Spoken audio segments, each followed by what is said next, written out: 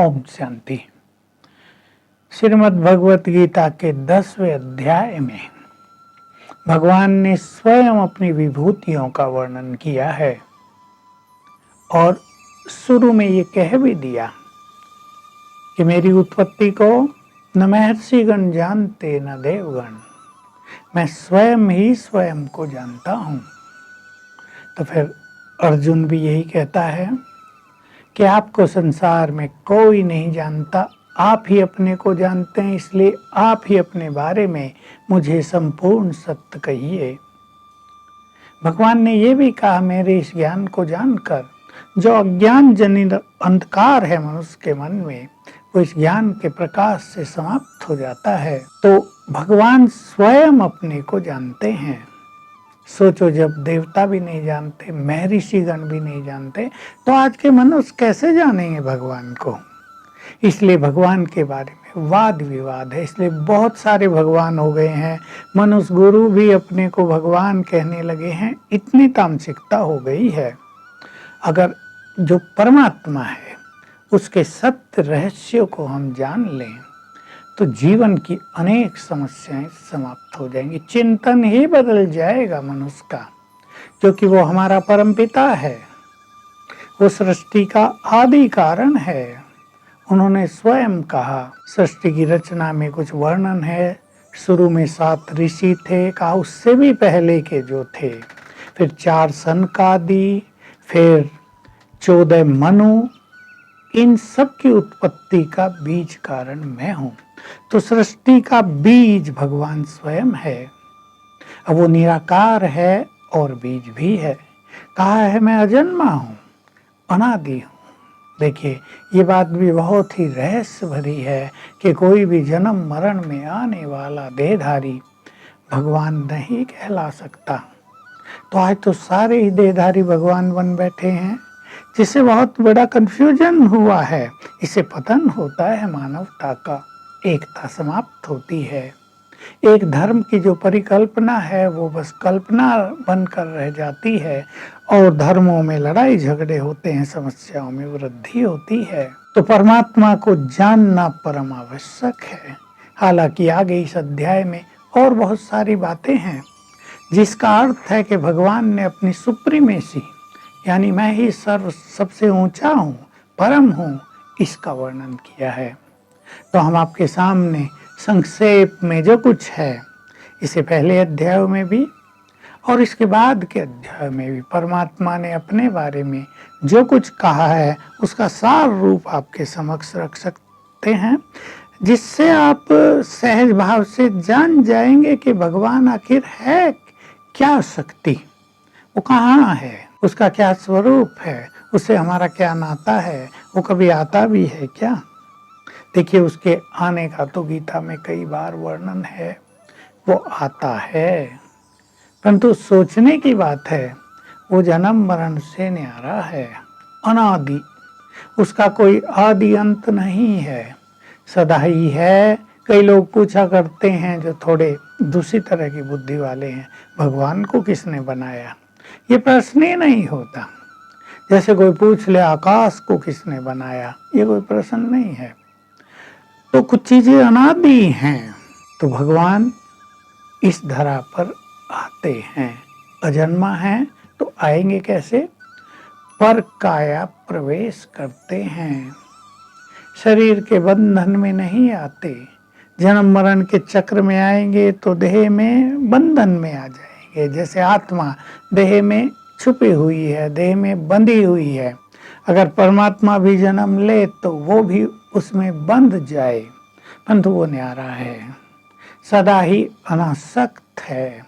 तो परमात्मा आते हैं, पर आए कब, जब धर्म ग्लानि हो, जब उसके आने की जरूरत पड़े, जब उसे सभी रात दिन पुकारने लगे, जब संसार में दुख अशांति और समस्याएं बहुत बढ़ जाएं, जैसा आजकल है। ये तो सब कहते हैं जब जब धर्म ग्लानि होगी भगवान आएगा, पर ये कोई नहीं सोचता आज से बड़ी धर्म ग्लानि भला कब हो सकती है, जहाँ धर्म का नाम ही नहीं रहा है, पाप ही पाप है चारों ओर। ऐसे में यदि भगवान नहीं आएंगे तो कब आएंगे, और फिर वो क्या आके करेंगे। अगर वो सतयुग में आ जाएं जहाँ पाप ही नहीं है तो करेंगे क्या वहाँ आकर। आज उनकी बहुत ज़रूरत है। तो आज के समय में ही भगवान आते हैं और इस कलियुगी दुनिया को सतयुगी दुनिया में बदलते हैं। इसलिए इस समय को पुरुषोत्तम काल कहा जाता है। भगवान निराकार, निराकार का अर्थ देह से न्यारा। बहुत सहज भाव से आप समझ लें, जैसे आत्मा देह में बैठी है, देह साकार है, आत्मा यहाँ बैठी है, सूक्ष्म बिंदु ज्योति है, वो निराकार है। निराकार और साकार का मिलन मनुष्य हो गया, जीवन हो गया। परमात्मा भी सूक्ष्म अति सूक्ष्म ज्योति स्वरूप निराकार है। परमात्मा ने अपनी महिमा का वर्णन स्वयं किया है। तो भगवान से ही सब भाव उत्पन्न होते हैं। ये बहुत सुंदर शब्द है, उसमें इसका अर्थ है जो भगवान में स्थिर हो जाते हैं, जो अपनी बुद्धि को उनके स्वरूप पर स्थिर कर लेते हैं, उनमें सारी जो महानताएं हैं नारी के लिए वर्णन किया गया है। नारी में क्षमा, प्रेम, शीलता, सहनशीलता, ये सब जो महानताएं हैं परमात्मा के स्वरूप में स्थित होने से सहज ही आ जाती हैं। मनुष्य को जो कुछ चाहिए, अहिंसा, दया, प्रेम, सत्यता, ये सब परमात्मा के स्वरूप में स्थित होने से आ जाती हैं। तो भगवान ने भिन्न भिन्न शब्दों से ये वर्णन किया है, वही ज्ञान का सागर है। अब जब वो ज्ञान का सागर है तो उसका ज्ञान उसके लिए तो नहीं होगा, जरूर वो आकर ज्ञान देगा। और जब वो ज्ञान आकर देगा तो हम समझ सकते हैं संसार से संपूर्ण अज्ञान अंधकार नष्ट हो जाएगा। और समस्याएं अज्ञान अंधकार के कारण हैं, तो समस्याएं भी विलीन हो जाएंगी।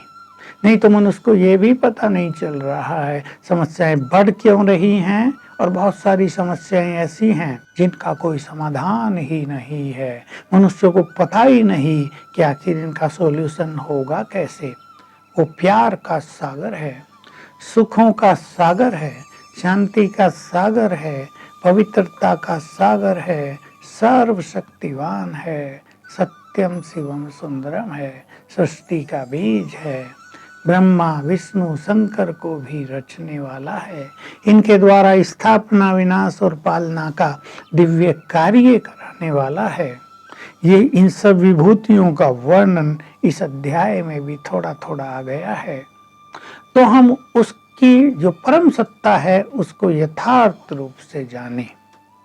उसको जानने के बाद, दुनिया में भी कहा गया, उसको जानने के बाद कुछ भी जानना शेष नहीं रहता। संपूर्ण विद्या हो गई वो। इस विद्या में सारी विद्याएं समा जाती हैं। और अगर मनुष्य सारी विद्याओं का ज्ञाता बन जाए और परमात्मा को न जान पाए तो उसकी विद्याएं किसी काम की नहीं रहती। उससे मनुष्य का कल्याण नहीं हो सकता है।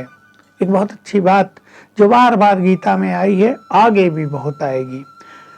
जो भक्त, जो योगी सर्वस्व मुझ में अर्पित करके जीता है, वही सच्चा योगी है। भक्त, भक्त शब्द का अर्थ होता है जुड़ा हुआ। जैसे विभक्त, विभक्त माना अलग, भक्त माना जुड़ा हुआ, यानी जो भगवान से जुड़ा हुआ है, उसके प्रेम में मगन है, तो उसको ये सब प्राप्तियां हो जाती हैं।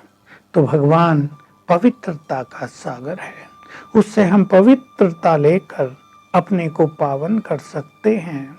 वो शांति का सागर है, उसे संपूर्ण शांति लेकर हम अपने चित्त को शांत कर सकते हैं। जिन्हें संसार में किसी का प्यार नहीं मिलता, वे प्यार के सागर का प्यार लेकर अपने को संतुष्ट कर सकते हैं। तो आइए हम भगवान को पूरी तरह जानें, उससे अपना संपूर्ण नाता जोड़ें, और जो उसके अंदर सब कुछ है वो स्वयं भी प्राप्त कर लें, दुखों से मुक्त हो जाएं, सच्चे सुखों में रमण करने लगें, तो जीवन की सभी समस्याएं सहज ही समाप्त हो जाएंगी। ओम शांति।